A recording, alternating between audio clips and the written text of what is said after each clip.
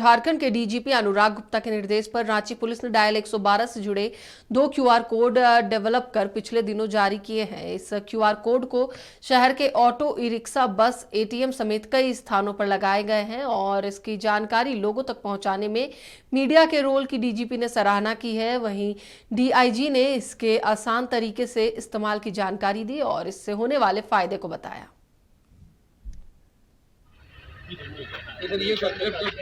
DGP sir के निर्देश पर एक हुआ था डायल 112 जो हम लोग का ऑलरेडी चल रहा है, उसमें क्यूआर कोड हम लोगों ने 2 तरीके के डेवलप किए हैं जो पूरे शहर में हर टेम्पो में, हर ऑटो में, सिटी बसेस में, ई रिक्शा में, महिला कॉलेज, कोचिंग सेंटर्स में लगाए जा रहे हैं और एटीएम इत्यादि में भी।